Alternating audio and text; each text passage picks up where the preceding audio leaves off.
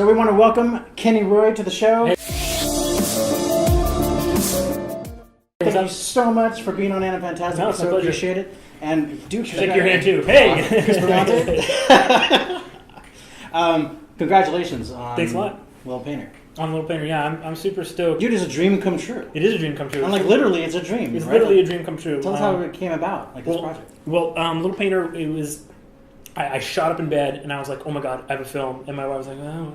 And I said, like, wait, give me some paper, quick. And so I grabbed some paper and I wrote it down. It's literally, I dreamed like in animation for the first time in my life. Normally, my dreams are like, I'm like first person, right? So you're like walking around, I see my hands and whatever. Mm-hmm. But like, it was like I was sitting down watching this animation and it was like start to finish. This is amazing. I got to write this down. So that was like a little over a year ago. And I started pitching it to like my niece and nephew, and they were giggling the whole time. They loved it, and I started designing whatever.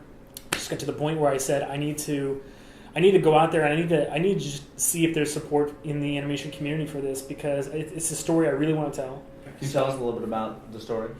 Yeah, well, Pierre is a painter for the king, and he's a tiny little man, and he has like no prospects in life except his art. Right. And all he wants to do is fall in love.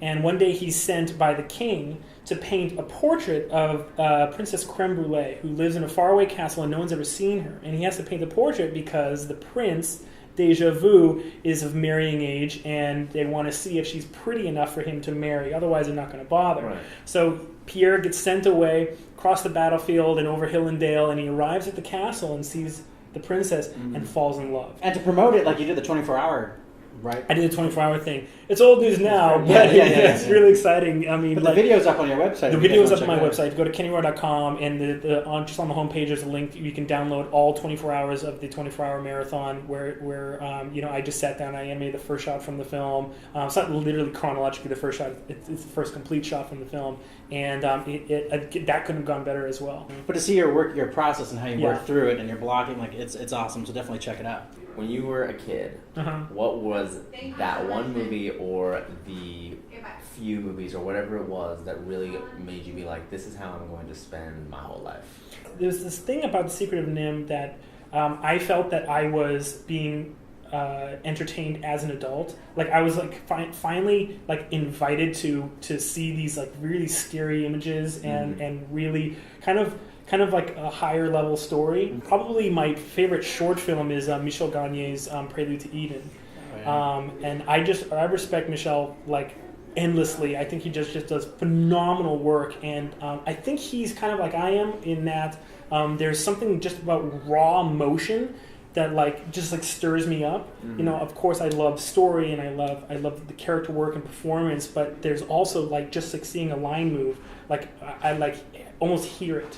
Would you encourage animation students to get into improv, like take improv classes? Oh, absolutely. Yeah, that's something that I tell everybody, because you want to be able to, the thing that improv teaches you is to get to the truth of the moment as fast as possible. It takes so many iterations to like go through like their cliche choices and like try to like find some sort of performance that works all right. But whereas in improv, you're on stage, and then it's like that's your one chance to like really make it, hit the truth of the scene, get right to the seat of the scene. I mean, so I love improv. Some of the best animators I know are incredible improvisers. Of the history of all the stuff you worked on, are there any particular sequences that you feel like you learned the most from, like you have the biggest relationship to as you look back on? There's two moments actually. Both of them come from Kong. The first shot that I did on Kong, I took Kong and he had to do a jump, and I like stretched him out. It's like awesome pose, and I was like doing the pose. I'm like, yeah, this is so sweet pose.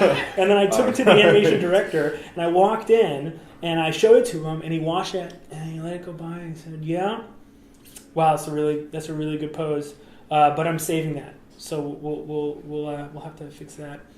And like my mind went, "You're saving that? What does that mean?" And like, but never before. I mean, I worked on feature films before that, and never before had someone like told me like I'm saving that. Like that all of a sudden like made my world go like out to here. Like I'm in a film. And another time was on Kong again. When the Brontosaurus stampede, when they're all running down. I'm actually most of those guys that the little digit doubles. In fact, I have one scene that I animated that has 6 brontosauruses, 6 digidoubles, 4 raptors, and all in the same scene, and everything is me. No So yeah, everything is me. So I way. animated the Brontos, the Raptors, and all these little mocap guys. Those were all me as well. So I have one scene on Kong that's like, what did I say? 6 and 4, 16. I have 16 characters, and they're all me. So it was like this monumental moment. Really, That's It was awesome. Dude, that's awesome. So Kenny, thank you so much for being on Animfantastic. No, it's a so lot of fun. appreciate it. Great. Guys, Appreciate check it. out Yeah. KennyRoy.com, Arconyx Studios if you need any, animation needs. See you guys. Peace out. Okay.